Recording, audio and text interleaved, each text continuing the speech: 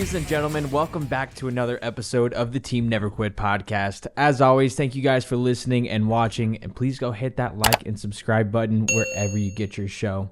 So today, before we get to our very special guests, let's kick it off with our Patreon question of the day, which is, when is the appropriate time to start setting up for Christmas? I was going to start a war in here. I have a very strong opinion about this. That was the only question you can come up with. You know that's the one that's going to start a war in I here. didn't come up with it. I am a day after Thanksgiving person. I feel like you have to celebrate Thanksgiving in true fall decor, and then Christmas goes up the day after. I'm with you on that. I would say somewhere after 3 p.m. on Christmas Eve. That's when my shopping usually starts.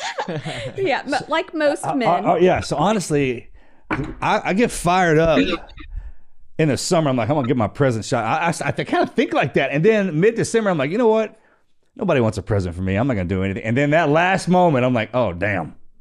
I probably need to, there needs to be an app store or some kind of store that only, like a fireworks stand that pops up just for guys like me and you, right? That has a bag full of stuff that if you walk in with it, you're good to go. You know, something like that. Unfortunately, if we let Laura and Melanie design that, it'll be a bag full of diamonds, and I'm not sure what you and I would put in the bag. But it could be buy one, get 11 free. That's good. Or our own vending machine, like the Red Box. Like, hey, man, you get jammed up on Christmas Eve, man, we got you. That's a good one. Okay, so I grew up same way. October, like Halloween is October. I even remember being in grade school when the teachers would change the decorum in the classroom. And then when Thanksgiving rolled around, the seasons changed, and the best meal of the year is there. Mm-hmm. And you get to see your family, which is either chaos or a great time. Mm-hmm. And then 1 month after that, someone brings you presents. So, I got to separate it too. Yeah. After Thanksgiving, for sure. I think if you get too much of it, you lose the side of it, right? Yeah, if you have 2 months of Christmas, you get tired of it. See, I kind of disagree with that. Oh. Nobody asked you. I personally... Kid's still in his 20s. Already trying to talk. Personally, I love to set up like early November. Just like put up a Christmas tree, decorate the house a little bit. I don't know. I just love Christmas so much that I just want to keep it around as long as I can. And then it usually goes until maybe February is whenever I take the tree down. Oh, no. Wow. Hunter, when you have young children and start to put together Christmas presents, your view may change slightly. Yeah, There's too much can happen in 2 months for Christmas for presents to be under the tree. Exactly. Now that you think about it. Yeah. That's an electric bill. Imagine an electric bill for 2 months, too, because we go all out over here. Yeah. That's dad logic right there. Like, yeah, no. The seasons change in 2 months as well. I may also just be a little too lazy to take down the tree. Yeah, that's true. That's a good point.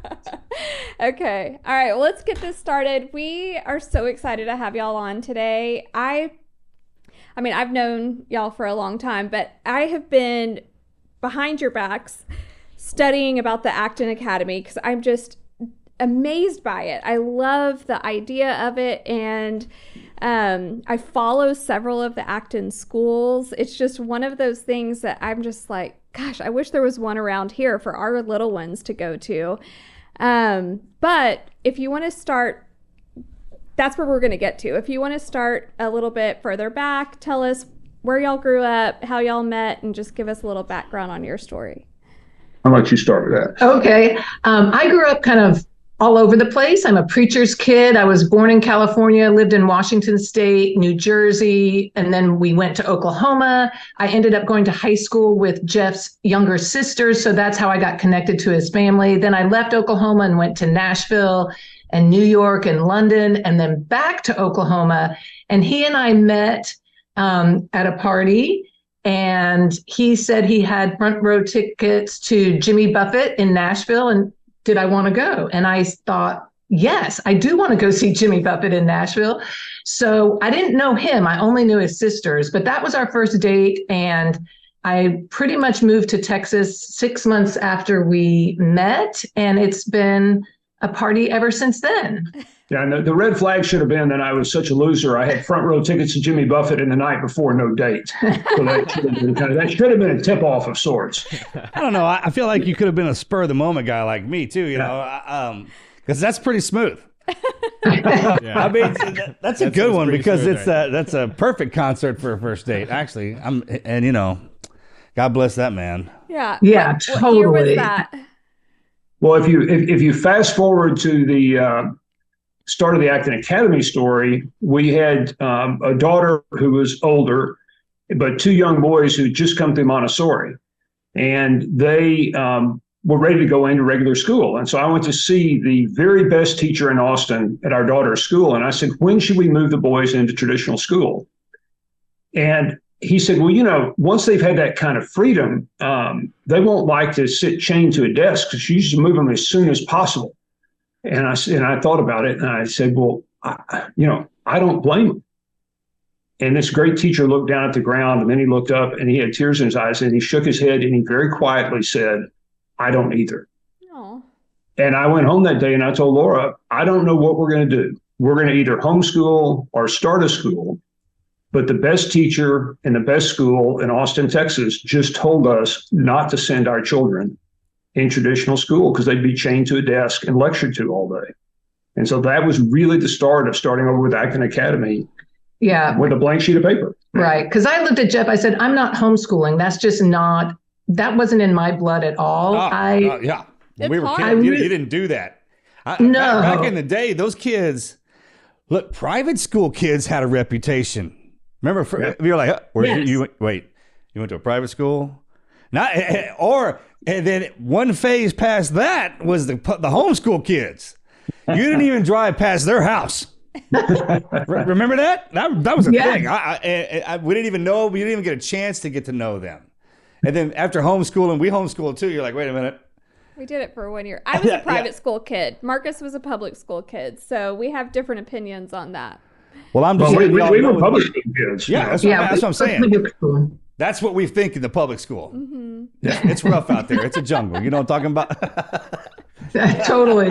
Yeah. So I said, I'm not doing that. I didn't want to be my kid's mom and coach and teacher and activity director or whatever you do as a homeschooler. I admire someone who can do that. I wanted a community. I wanted to build something from scratch. So we literally said, if you could build your dream learning experience, what would it look like? And we pulled together things we really trusted. The Socratic method. Jeff had been teaching basically the Harvard Business School style of the case method in a business school he had started. I came from a long line of teachers really focused on the Montessori method. So I loved the idea of mixed ages and moving the adult out of the center of the experience to be more of a guide and letting the work be hands-on, real-world problem solving. And then we just started playing around with ideas and projects. And the bottom line we had, though, was we wanted the narrative of the experience to be the hero's journey. And so that's the thing that has never changed. We've experimented all the way along, but all the time, the narrative of the Acton Academy is that an ordinary person hears a call, sets out on an adventure, wrestles monsters, has mentors and guides, seeking a treasure all the way. And they may or may not get the treasure, but they return home a changed person, ready to share their new ideas and character with the world around them. And then they set off on a new adventure again. So, and as Marcus knows, is better than anyone on the planet. Our definition of a hero wasn't a celebrity or something prestigious. Heroes get knocked down and they get back up and they walk into the fight. That's what a hero does. Every time they get knocked, they may not win, but they're going to get back up. Well, and the great thing that was a surprise to us is what that hero's journey template really does is distinguish hero versus victim. And so any child at an Acton Academy starts claiming the identity of a hero. And like Jeff said, that's not someone who wins all the time. It's someone who gets back up after they fall down. That's not what that means at all. Mm-hmm. Yeah, and that is an issue that you see in today's world is this huge victim mentality. It's everywhere. I mean, that's like the whole and the idea is thing. the hero, when there's a problem, takes responsibility and starts problem solving, whereas a victim tries to find the blame, put the blame on somebody else. A hero, when things get really hard, they keep going, they push through, whereas a victim quits because it's just too hard. So that story resonates with children, and they hear hero story after hero story after hero story. So by the time they've been through an Acton Academy, 12 years in, they have this memory bank of ways that people have worked through problems, and that their gritty decision making gets solidified more and more with the more hero stories that they hear over the years. Yeah, and just to fast forward, today we now have 350 Acton Academy campuses in 42 states and 26 countries. So we never intended to have even a middle school, but once we started building this, it took off. Yeah. What grade? What does it happened? go How to? many now? Because I remember that's awesome. Back to what you said, though, because there's a difference between getting your butt whipped on those journeys and feeling like a victim. Mm-hmm. It'd be like running an obstacle course or running any race or doing anything we do, and when you get beat up because of it, you feel bad. That's not what we do. This whole place is our obstacle course. Yeah. Yeah, and we talk a lot about the struggle and the failure and the monsters you're going to meet. And there's three big monsters that, starting at age 6, we start wrestling with, and they are victimhood, like we just talked about, resistance, when you're just scared to take that first step, and distraction. And that's just a huge monster we have to deal with. So lots of the monsters out there in the world are internal. And so these young people start figuring out what tools and recipes and antidotes do they have to fight that internal monster when you just want to quit, or you're just like so distracted you can't focus. And I'll tell you, when you get children inspired, equipped, and connected with each other in a tribe, it is unbelievable what they can do. I think that's the biggest takeaway is children. Yeah, they're capable of so much. Yeah. So anyway, that's kind of the story. It's been it's always a hot mess. It's been a stumbling forward at every step. Almost all of the owners of the different campuses are people like us, entrepreneurs that have gone out and done something in the world, and it's just been a real blessing. So, with the Acton Academy, what grade does it go to? It goes from pre-K all the way through high school. Oh, it does go all the way through high school. Yeah.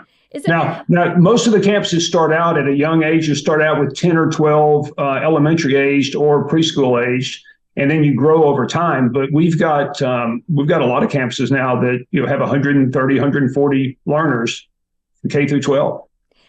Are you incorporating sports with it?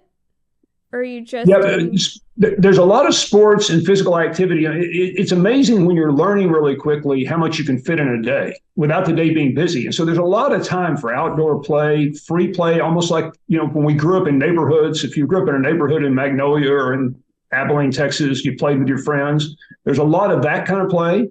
And then there's a lot of organized sports too. So, the very best players, and we've had some NCAA champion athletes, and even one pre-Olympic athlete, they'll tend to go to club sports because they don't even play on high school teams. They're so good. And then the rest of, most of the Acton learners will be in some small school league where everybody gets to play. What's changed now since back in the day? Used to be you'd have to get on the high school so the college would see you. Mm-hmm. That's not the case. No. At all, matter of fact. Yeah. And when you were talking about with the kids, the best part, and someone had to explain it to me, and they use the word sin to do it. It's like, hey man, when we're always trying to apologize for our sins and everything like this, and sin means some of that stuff is stitched into you, okay? And when you hit a certain age, like I got one fixing to go through puberty, 2 of them actually. So I've been having to map this whole thing down, and it's, hey, look, some of that stuff, there's our nervous systems, right? The fight, the feed, and the breed. That naturally turns on in there. And if some of them suckers got a motor, and I mean, it's almost like when they say you got to break it apart to teach them, hey, like, I'm not yelling at you. I know this is, I just want to tell you, this is happening. And what a good person tries to do, I love the Stoic model too. I studied it in the teams and I study it now. It's just like, hey, I've tried to teach you how to control this damn thing.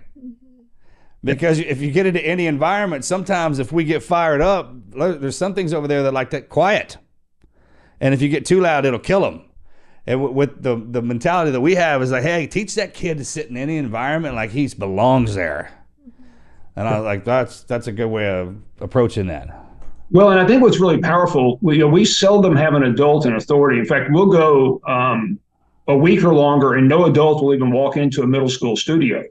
But that's because everyone's learning from each other. And Marcus, to your point, it's one thing for an adult to kind of come in and sometimes you need nurturing, you need to be picked up. Sometimes your big brother needs to just pick you up and say, get back in the fight, or your big sister needs to do that. And so it's amazing to see these young people hold each other accountable and kind of and encourage each other, but also be tough with each other when it's time.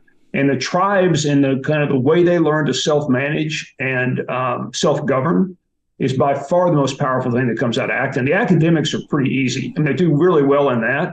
That turns out to be trivial when compared to self-management and self-governance. Is it hard? I think we get in the way of that. Absolutely. 100%. Yeah, we absolutely get in the way of that. That's why they look at us differently. There's something happens with the facial whatever. I mean, Alexander was in his 20s when he took this whole place down. Most all of them guys were young. Could you imagine if the old people were 40? How active and violent this place would be with that kind of mentality running around? I mean, we saw what happened. We recorded it. We got the history. We saw what happened. 100%. Well, we're going back, and we started apprenticeships at 10 or 11 years old, because back in the revolutionary days, there were teenagers that were in command of warships. So why should they expect that our children can do the same thing?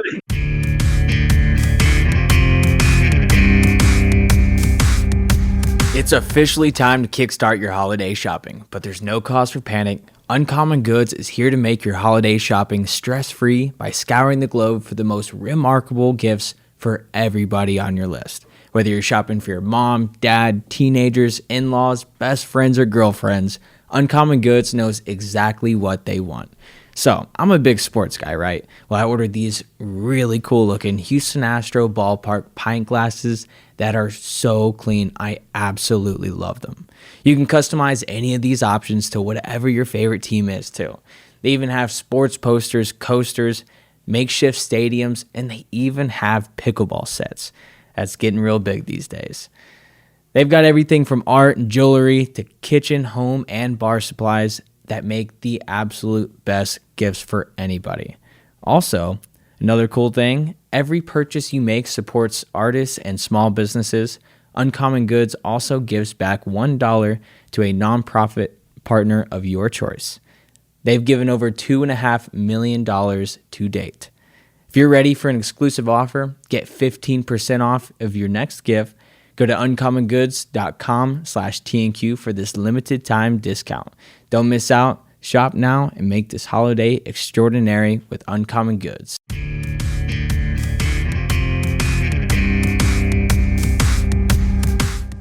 And I'll tell you what, when you see these young people come out, they can do that, and they're incredible. And by the way, IQ doesn't matter at all. It helps to be smarter. I'd like to be as tall as Marcus, but I'm not. But really, you got to do what you can do. And it turns out that IQ is so overrated because it's perseverance and grit and getting along with people. That's what really matters. Yeah, IQ, I heard that's just what you're equipped with when you come in. Yeah. That has no bearing on what I can stick in that sucker, what you can download on it. Matter of fact, when you do it that way, it's like iron. It hits harder. And those suckers remember, because there's a difference between having it already in there and then trying to apply it. That's where that mind, body, spirit comes in. You have to put that stuff together. And at a young age, you're right. When you said that, I don't ever think about that. But those ship captains, you're talking about kids running this place at 12 and 13. Mm-hmm. And mean and can get violent. These kids these days, if you don't discipline them suckers, you see what happens. They're the ones that can be dangerous. Yeah, well, it's interesting because people say, so how do you discipline kids at an Acton Academy if there's not an adult in charge? Well, one of the very first thing that happens when you come into a studio is what we call our classrooms, is the young people together write a contract. They make promises to each other for what will be the boundaries that we don't cross as a group. And then they all sign it. And then they're in charge of holding each other accountable to the covenant that they've agreed upon. And if someone just keeps stepping over the line over and over, the group asks them to lead. So the peers write the rules and hold each other accountable. And there is a due process. So they learn about due process. But, if you're if you're crossing the boundaries all the time, you must not want to be there. And the whole thing about Acton Academy is it's an opt-in thing. The people who are there because they want to be there.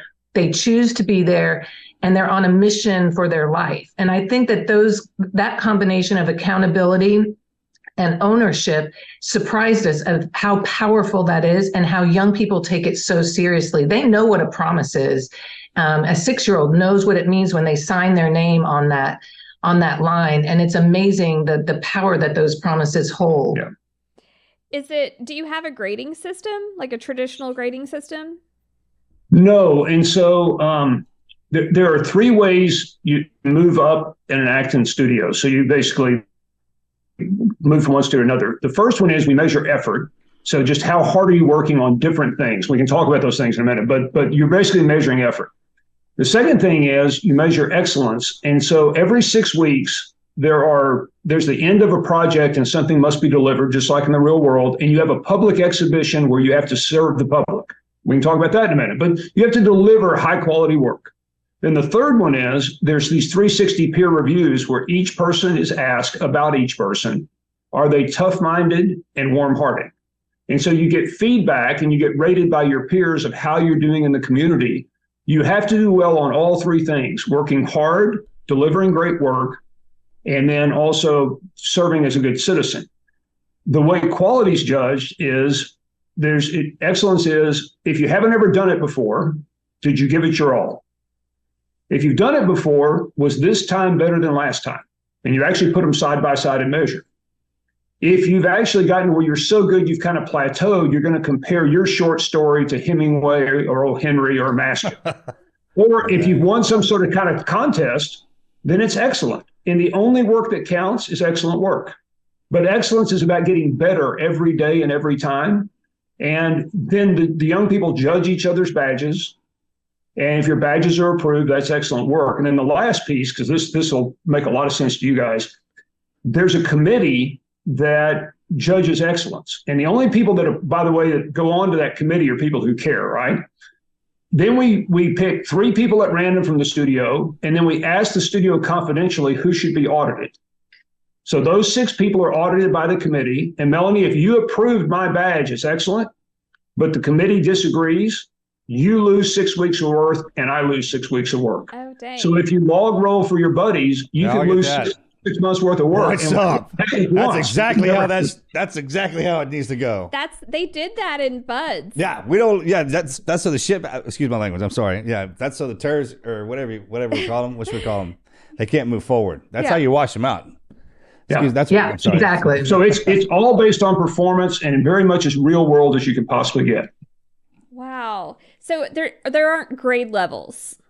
No, the studios are multi-age. So you've got all the elementary in one studio, maybe 36, same for the middle school, same for the high school. And also the young people are moving between studios all the time. Somebody in the elementary studio might go up and help someone in the upper studio with calculus. So they're moving together. It's like a big family in neighborhoods that's always mixing. Do you have a hard time finding teachers to go along with this? It's a great question because adults are the hardest piece of this puzzle. We call them guides, not teachers. And we have found that someone who has a long background in the traditional teaching setting, this environment is too hard to unlearn all of those skills that you gained as a teacher. So we actually seek coaches, entrepreneurs, people who run camps, youth ministers, people who just understand children and care for them, but don't necessarily have to manage anything for the learning to happen. And the idea is that we're giving the tools to the young people so that the adult works themselves out of a job pretty quickly. And if you walked into an Acton studio, you probably would have to look hard to see the adult. Well, yeah, often there won't be an adult in there. In fact, we've got campuses with 130 learners and only 2 adults. And that counts janitorial, hiring and firing, everything. And so the biggest thing for an adult is no adult on campus is ever allowed to answer a question. Not one, not ever, not for any reason. All you can do is offer a choice. So if you ask me a question, all I can do is I can't answer it. I can offer you a choice. And then after a while, if I've done that enough, I can disappear because your classmates will offer you a choice. I don't even have to do that. So your classmates can help each other. Oh, yes. But they have to be Socratic. They can't answer the question for you. They have to offer you choices as well. That would be hard to break if you already had that one in you. It's very hard. It's very That's a hard. hard one to break.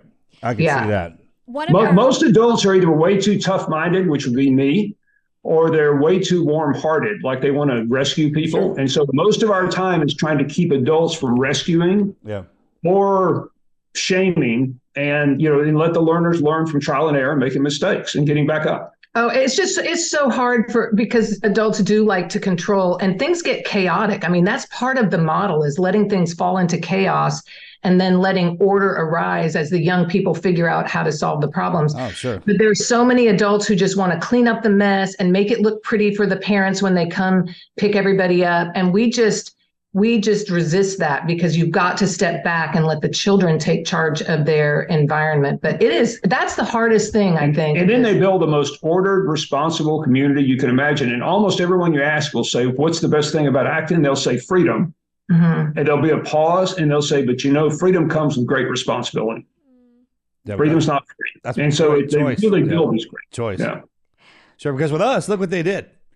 They not only made it as like, hey, I'll just do it, but they made it a competition with us to see who could do it the fastest, which in our minds is like, oh, I mean, I don't even know how our kids survived, because I call us stunt parents, because if I catch my kid doing something like, that's pretty good, kid, but get out of the way, watch and if you remove that, the best way is to remove ourselves from it and let them work through that. The options.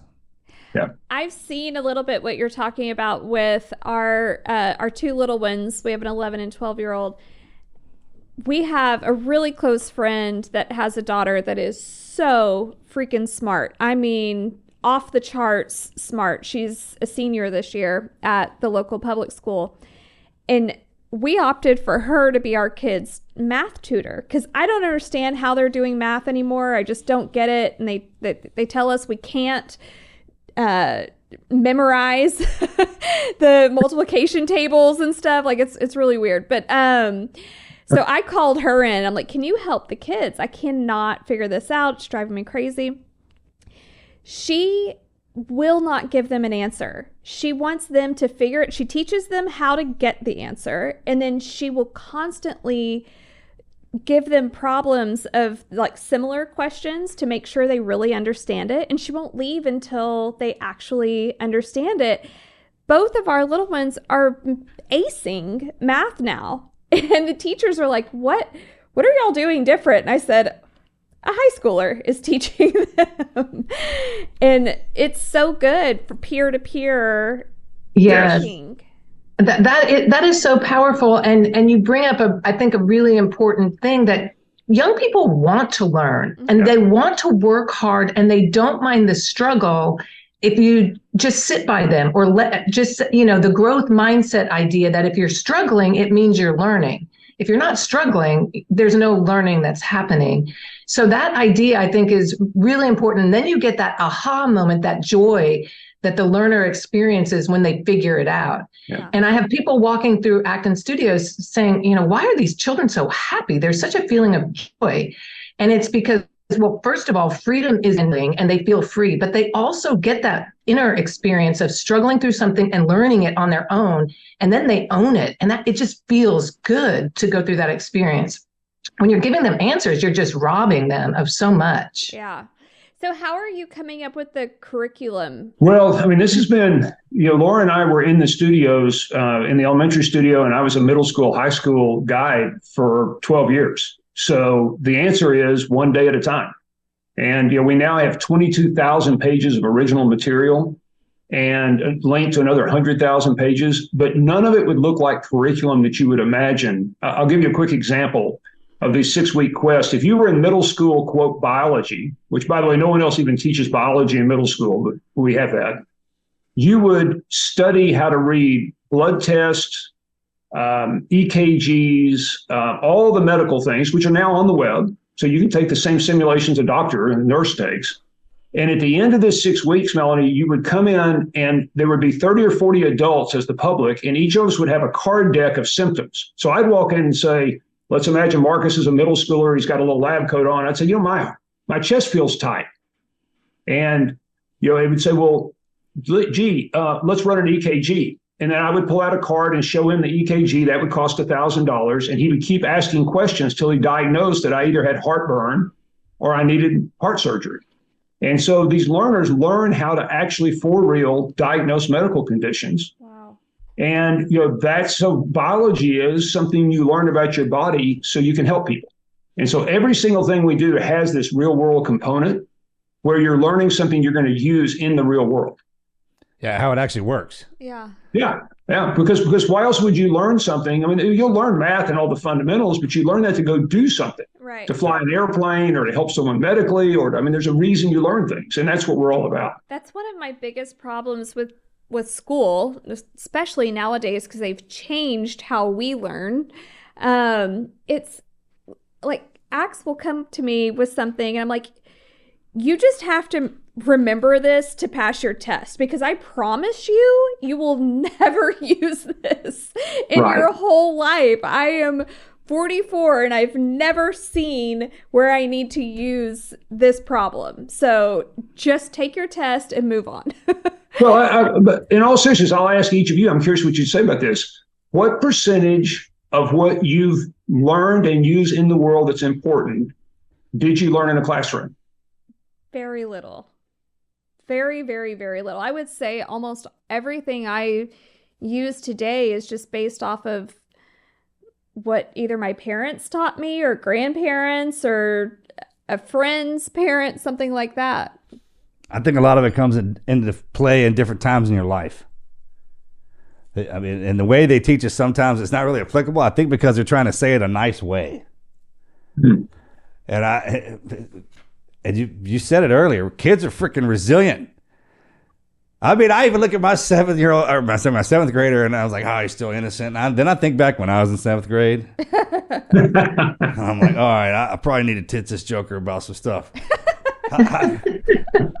Because I've been in, especially in the military.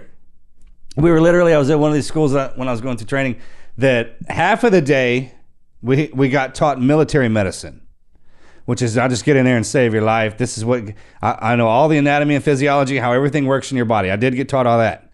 And then there was civilian medicine. Like you're only allowed to do this because in case something goes wrong with them. But it was the craziest thing. We had to separate the two so we could get our paramedics license. That's really interesting. There was a kind of the book way to do it and the real way to do it. Yes, sir. Yes, sir. And I guess if we circle back around, what y'all are doing is putting those together. Yeah, you're teaching. Yeah. It's manifesting that in your head to how it really, really works. And then you get to see an example of how it works differently because every child is different when you manifest in them for the first time. Well, yeah. No, go ahead. Sorry. No, go ahead. Well, I'm saying, here's the recipe. Now, here's the model. It's pretty easy. I'm going to tell you a story and put you in the shoes of someone facing a difficult decision. Yeah, those are awesome. And we actually, truly, one of these challenges is Operation Red Wing. We put them in the shoes where you were in the book. That is actually an Acton challenge. Then the question is, okay, what are you going to do next? We're going to provide examples so you know what the thing you're going to do next looks like. Then we're going to provide a recipe or an algorithm or a process, how you actually do it. And then some sort of game, and there's some way you win the game or there's points, and then we're going to get out of the way. And you're going to have to solve this problem with nothing more than a story to inspire you, an example, a recipe, and some way to play a game. And we're just going to repeat that over and over and over again in every walk of life.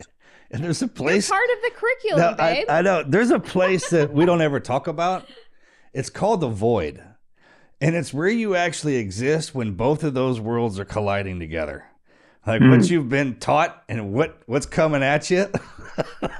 And you have no idea how you're going to react when you get in there. That's the greatest part about it. It's when it's hammering that thing in there. It's like, how detailed did you outline it to make it? And then there's always unknowns in there. And we often say is like, hey, this is how this works.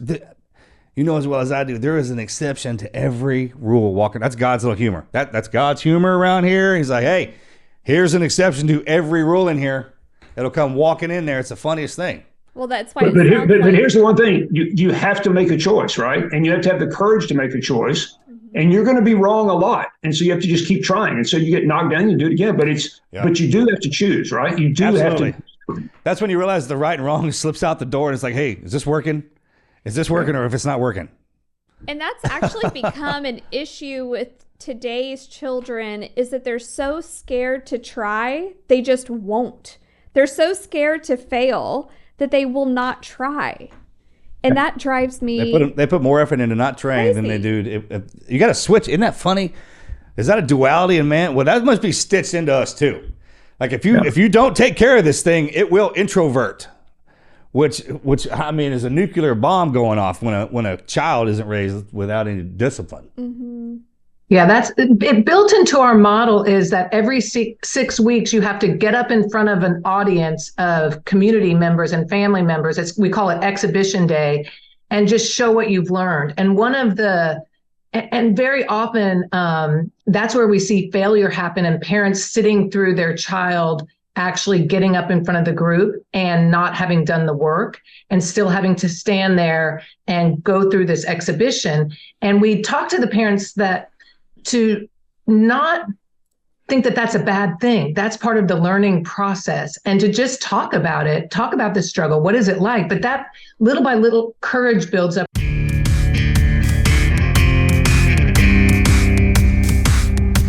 Rise and shine, coffee lovers. If you're like me, your mornings have to start with a perfect cup every morning. But those long lines for overpriced coffee or mediocre home brews get old real quick. Luckily, AeroPress has changed the game for home coffee. It's quick, easy, convenient, and delicious. And my favorite part, it's crazy simple to clean. AeroPress's 3-in-1 brew tech blends French press, espresso, and pour over all together, creating this flavor symphony of rich, smooth, no bitterness, and no grit. And hey, you can even brew thousands of recipes with this. They literally have festivals dedicated just for the different brews they can come up with. It's awesome. It's also super travel friendly. It's light and durable, and packing it with you saves a fortune in vacation coffee. I'm starting to take it with me wherever I go. So say goodbye to that terrible hotel coffee or even office brews, because AeroPress crafts perfection in just 2 minutes. With over 55,000 5-star reviews, it's the best pressed coffee worldwide. Baristas love it, and it's also under $50, making it the absolute best Christmas gift for your coffee-loving pals. It's the one gift you can actually give without a receipt. So visit aeropress.com/TNQ. That's AEROPRESS.com/TNQ and save up to 20%. That's aeropress.com/TNQ to save up to 20%. It's time to ditch that drive-through, toss the French press, and say yes to better morning fueled by better coffee. AeroPress ships to the U.S. and over 60 countries worldwide, and we thank you so much to AeroPress for sponsoring our show.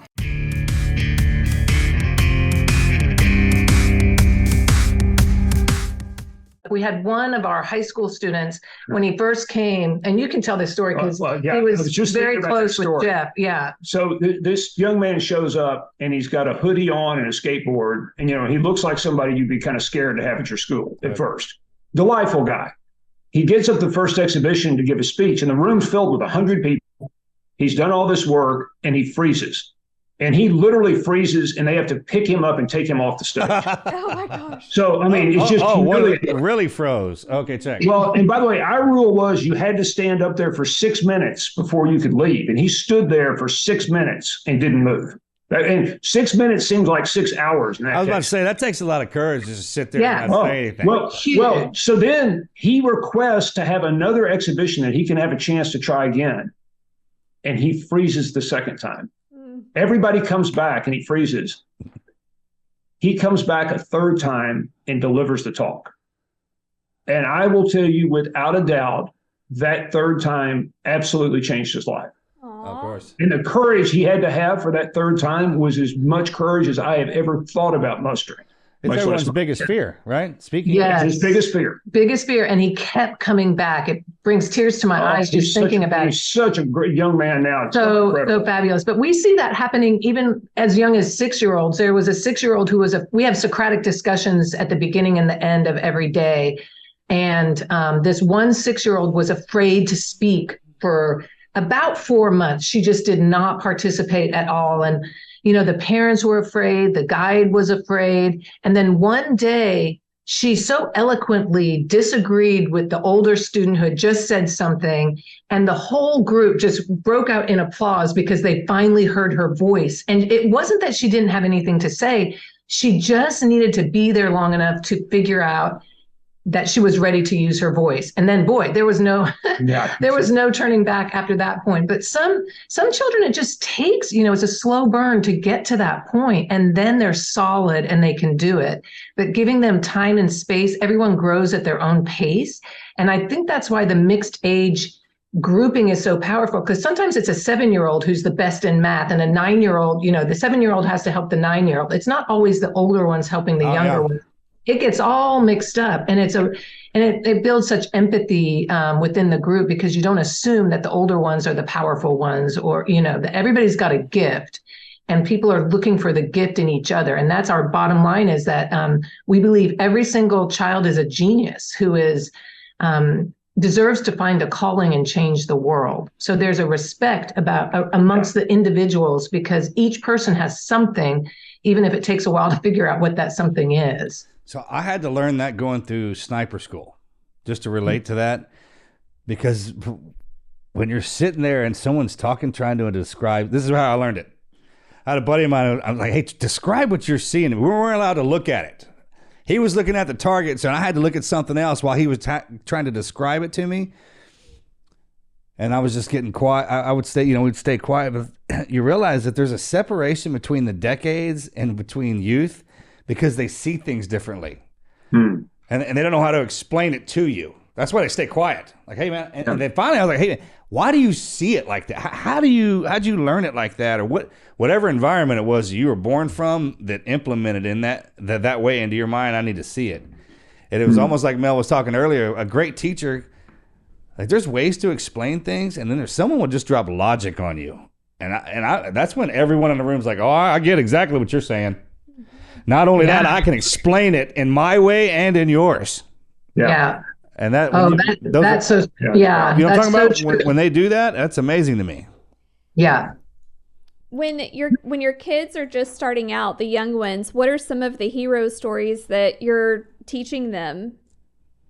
Well, it's everything, Aesop's fables to, we do the Iliad, we do biographies. They love to hear stories of real people and what they really wanted to do. But then, we throw in Nemo or Lion King. It's Star Wars, Founding Fathers, Harry Potter. Children eat those stories up, but there's something about real world heroes. And there's wonderful collections of biographies written for young children, and we just keep stacks of those around and talk about them all the time. And they love to map the hero. They love to have a story read out loud and then map the hero's journey to that story. So when did that person hear a calling?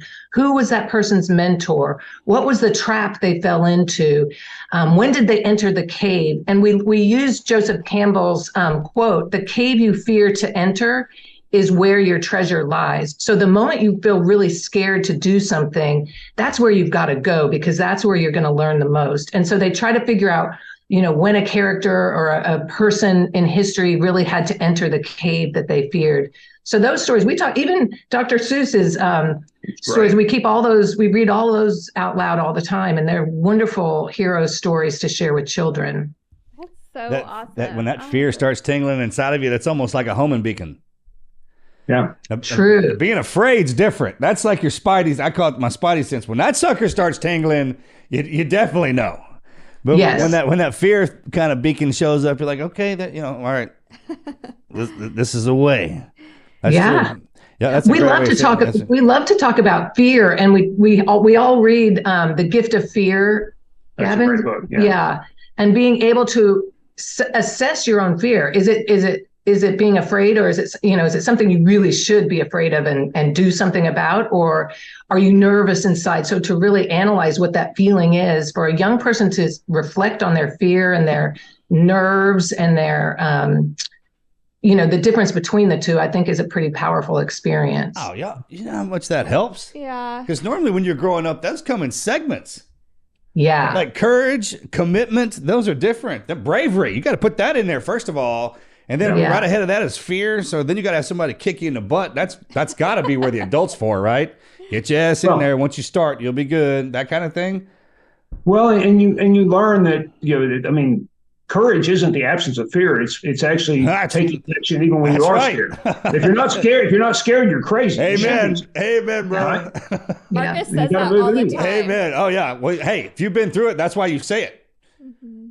Anyone who says that they know exactly what that means. It's kind of like when people say glass is half empty. I was like, well, dude, your ass ain't never been thirsty. Because let me tell you something. So you know what I mean? That's right. So how are the kids, the older ones that are going to college, how are colleges assessing their acceptance with GPA and all that stuff? Well, we've been really surprised by that. First, we have a way to translate everything we do into a normal high school transcript for college. Okay. So our transcripts look exactly like a high-end, private school in Austin because I copied their template. It looks exactly like that. Okay. So what surprised us is no college has ever asked about any of our Acton, the ones from our school, the transcripts. So it's been fine. The real question, which is very different, is do our graduates need college at all? Mm. And the answer to that question is no. Yeah. Now, they may get a college degree, but our two sons are in college now, and the stuff they're studying, they learned in middle school at Acton. That's not why you go there anymore. Yeah. You know that. You go there. That's not why you go to them anymore. Yeah. So this idea of you spend $300,000 for a worthless piece of paper, a lot of our learners go straight into industry. Like, you don't have to go to engineering school. You can go to SpaceX and get a job if you're really good at engineering. Yeah. And so a lot of them are going straight into the world. Some will go ahead and go to college, and really good colleges, but they have a reason. College is a tool. It's not an excuse. It's not a playground. It's a tool. Oh, it's evolved again. That's exactly what this is. Like when then the internet came online and computers and technology. As soon as that information came in, you knew it was a matter of time before somebody sharpened all that, and threw it into one spot where you could go. It was basically you brought back around the apprenticeship. So if you come out of there with that tag on your arm, like in the military, you know exactly what that means and what those, because you teach confidence in there, because with being able to get up in front of anybody and do that, you show them their fears, and then they want that. Well, you think about a lot of our learners will have had 5 or 6 full apprenticeships by the time they get through high school, and including some really high end, working for famous people because they're so capable. And then you look at that and go, would you rather hire that person or somebody with a 3.0 out of a no-name college? Yeah. And that's why they get hired. And sometimes it's very hard to even think about college because they've got such a good offer to already go to work. And once you've worked at SpaceX or Microsoft or Google, no one really asks about your college degree. Oh, yeah, sure. Oh, absolutely. So does do the studios, it includes tech, so it's including all of the stuff that Google would want or any of those tech companies? Yeah, that's a complicated question. Really what most employers, and having been one and employed a lot of people, what you really want to know is, what is someone smart enough and capable, and more importantly, do they really care enough to do what you want them to do? Mm-hmm. And so we have all the tools necessary to figure that out. But when you meet these young people, it's not even a close call. It's not. When you hear them speak and you can hear them reason and they know exactly what they want to do in life, they've got a plan. Yeah. Then, you just can't wait to find something you hope they'll come do with you. So it's so far beyond what you see with a normal high school graduate or the normal college graduate that there's almost no comparison. Sometimes I'm sorry. Are you following all of your graduates? Yes, and they're very loyal, and they come back all the time. That's awesome. And they all have success stories of getting good jobs? Well, yeah, I mean, the answer to that is yes, but it's really a hard question. I'll let you answer. Like, what is success? What is right? a good job? Right. What is a good job? It's a really hard question. Doing that, right? Well, and it's fun because they're each on their own journey, and so what I see is that they're fully engaged in their own personal journeys, and they're thriving out in the real world. What they miss, or what some of them miss, is the community of like-minded people who also are on a mission to do something important with their lives. And so they love to connect with each other as graduates of Acton, because they're like, you get it. We're on a hero's journey. Yeah. We want to do something important. I'm tired of being around friends who don't want to talk about anything meaningful. So they want to now form an alumni group that they share their next great adventure with each other and help inspire each other, because that's what they were doing at Acton. I also want to interject here that we don't take credit for any of these. No. When Jeff says, they're doing such wonderful things, it's because that's what humans do. Yeah. And we just got lucky to be in a situation, 14 years ago. It was just 7 kids plus me in a little house. We had no plan. We didn't know this would go anywhere. But when you really respect kids and you trust them and you set basic boundaries and set them free, humans are amazing. And we just give all the credit to the courageous parents who said, okay, we'll trust you, go for it.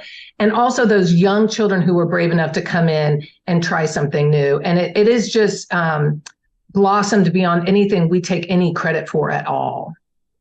I mean, it's incredible what y'all are doing, and you're raising the next generation of leaders that we need. And if they're not leaders, they're at least giving to our communities somehow. Can't believe how far personality will take you. Yeah. Yeah. And confidence. I mean, you can't believe it. Yeah. Sometimes we forget to download that in all the smart kids.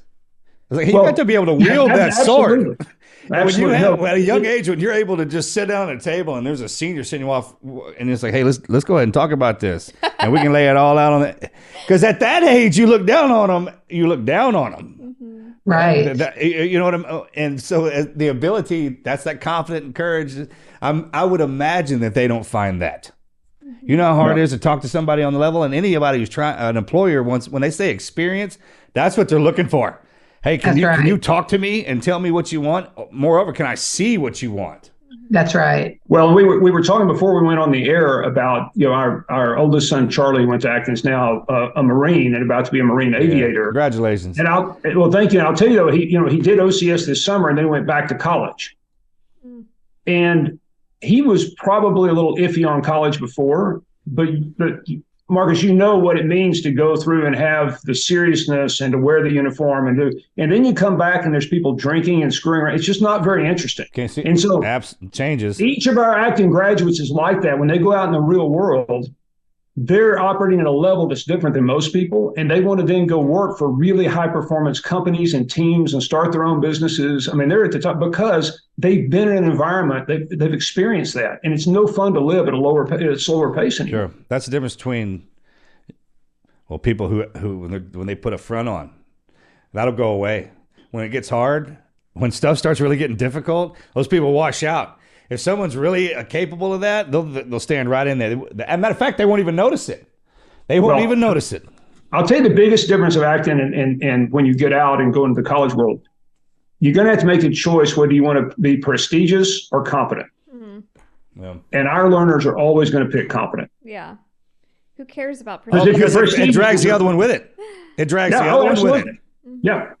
That's what my father would do, the discipline respect thing with me. He goes, hey, look, I give you my respect, and that everyone respects me will come with that. But if I don't give you any discipline, you can't hold it.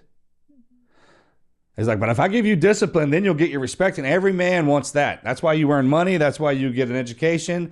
For whatever that word really means, whatever that activates inside of us is important. I've noticed that to the lowest common denominator. I mean, that might be our pure animal instinct, respect. And when someone opens their mouth, you know immediately. Not on a text message, when they got to actually look at you and communicate, because you can see it in their face. And you have to match those words with that expression. And that takes time, because you have to reflect that off of other people to see if it works for you. Yeah. And those young kids that can do that, that's the most impressive thing to me, is when they can belt that out. That's how you know you got a great parent. Say anything you want about that sucker. If those kids are squared away, let him do his thing. Yeah. So speaking of Acton, you've got that down pat. Y'all have franchised schools across the world, right? I mean, you have it in different countries. So what about the business fair that you do, the Acton Business Fair? Yeah, that's a fun story. That's our favorite. Those are so much fun. It's actually probably doing much more good even than Acton Academy. So Charlie and Sam came to us when they were 6 and 7, wanted to start not a lemonade stand, but business card and invite their friends. And we started with, I think, 6 booths by 6 young entrepreneurs, and they were selling cocoa or cookies and different things. And the next year, another group showed up, and it was twice as big, and then it doubled again and doubled again. And now we just had our 1900th Children's Business Fair in, I think, 516 cities around the world.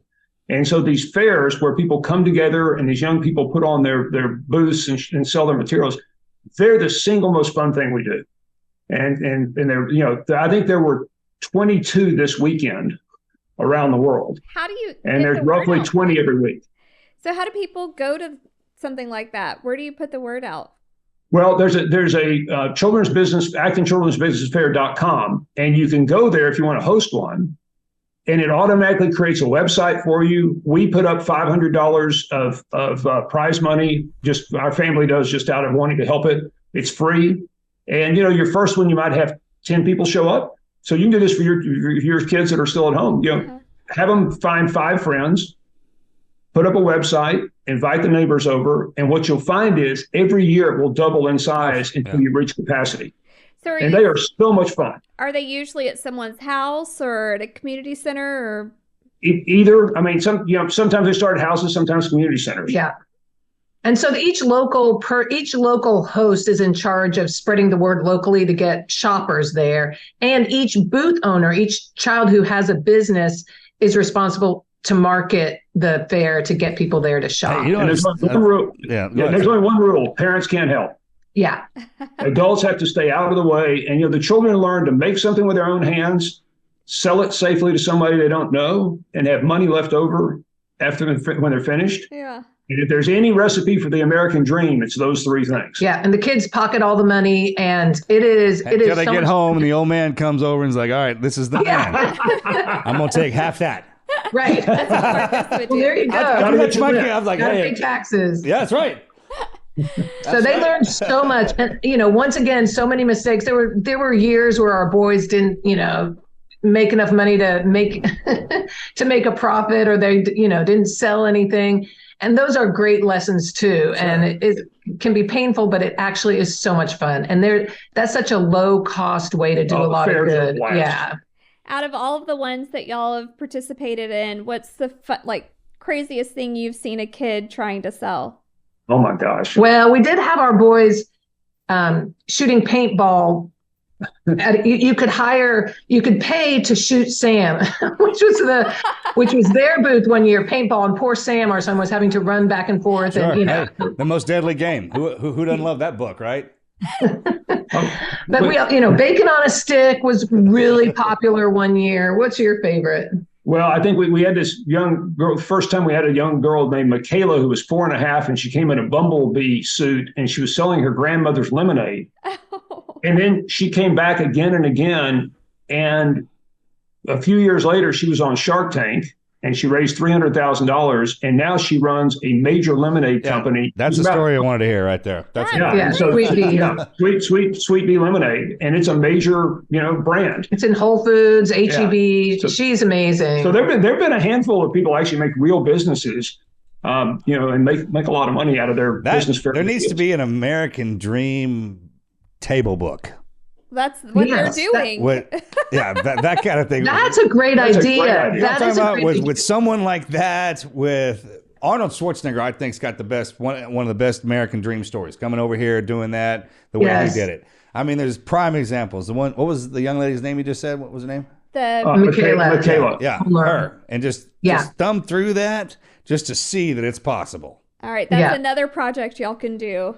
Okay, that would be fun. I would love to do that, actually. I'd get that. I'd buy it.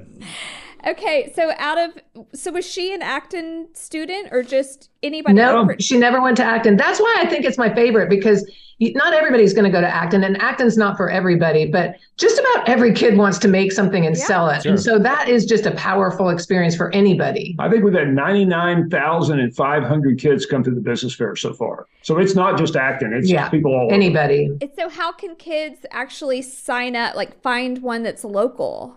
Well, they just go to that website and you can see if there's one in your town. I mean, one nearby. But truly, the next thing is to really go ask your parents and say, can I do one with 5 booths or 6? Because you can put one on with a few card tables in your front yard, and then it'll just grow on its own. So a lot of times children will just convince their parents to have one. That's a great idea for around us too. The neighborhoods are kicking up. They're the suburb kind of deal, right?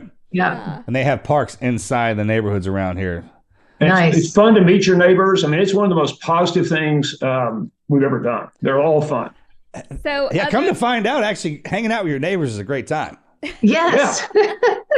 What a great concept. What a great concept. I'm getting to know that myself. It took me a little bit. I'm truthful. We don't live in a neighborhood. It's hard for us. We live. Well, it's just hard for most veterans too. When you get back, they don't like doing that. Mm-hmm. I mean, the hardest on especially the vets now. I'm like, get your asses out in town.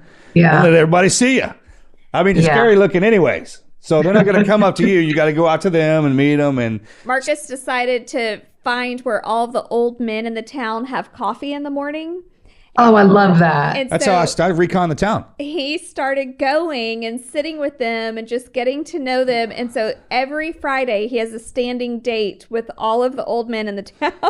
Oh, that's such a gift. So that is beautiful. When I get it, my brother and I, when we came here, I didn't know anybody. So initially our plan was, we drew it out. I was like, hey, let's go recon, find the town elders. And the town elder, the female, she was 103. She just passed away, Celeste Graves. So we go have coffee with her. And there's a coffee shop over where the other ones sit. And then from there, I went to the firehouses. Just, it took me months to let everybody see you, know who you are. Oh, that's huge. You just keep kind of going around. And that's how you... It's building that community. Yeah, I mean, that's how you get to know everybody. I remember growing up in high school, we knew everybody. And even if you went back and forth, if you had a problem, hell, we looked out for each other.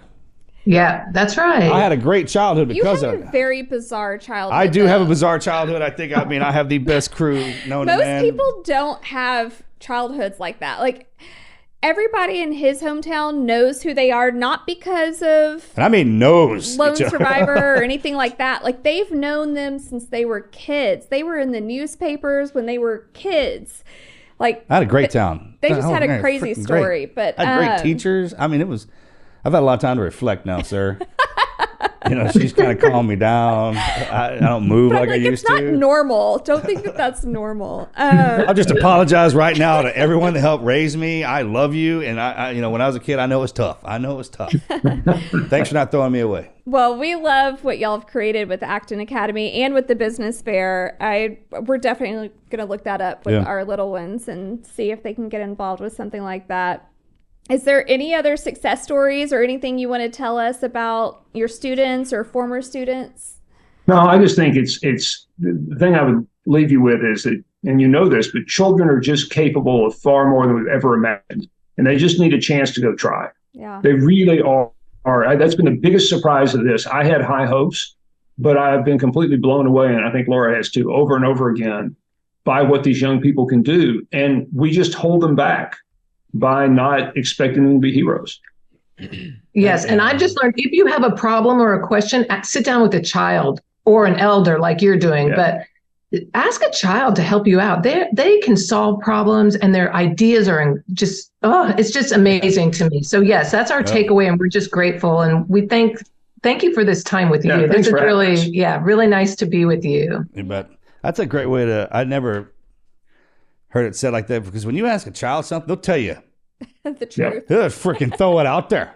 Yes. And the elder, they'll say the same thing, but it has some wallet behind it, like some experience, like hey, I feel like you road tested that. You know what I mean? And that, when it's short and sweet usually. And I get to the point now to where if I see, especially if I see that December up there, or if he's got it in the beard, if it's white. He's saying gray hair. Gray hair, white hair. There's a difference. That spirit, you know what I'm talking about? When you see one, I'm like, hey, give me something. I know you got a cool phrase, some wisdom. Sometimes people look at me like I'm the craziest damn thing ever. I'm like, come on, I know you got something. Can't be around all this time and not have something cool you throw out. And they normally do, but they laugh about it. They're like, yeah, I got something for you, man. Hold on.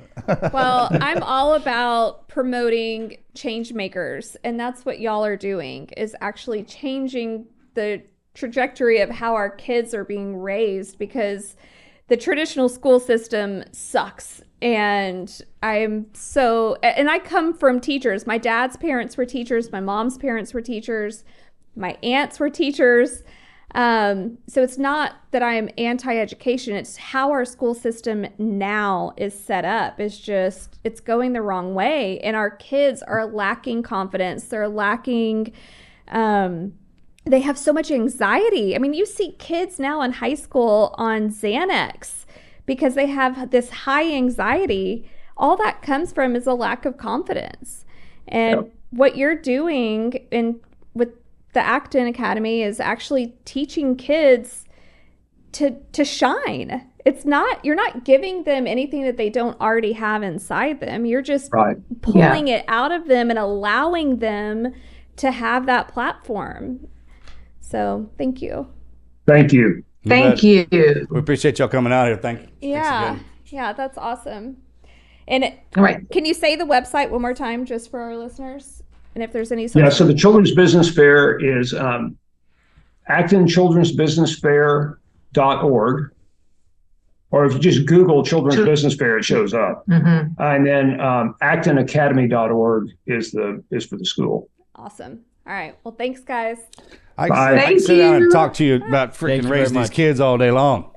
I know. It would be fun. We'd love it. Yeah, I want to see you in person. Yeah, yes, sir. Hey, God bless y'all. Y'all take care. All right. Bless you. Bye-bye. Bye.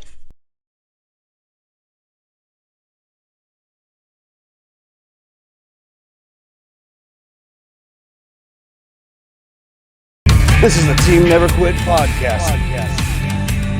So buckle up, Buttercup.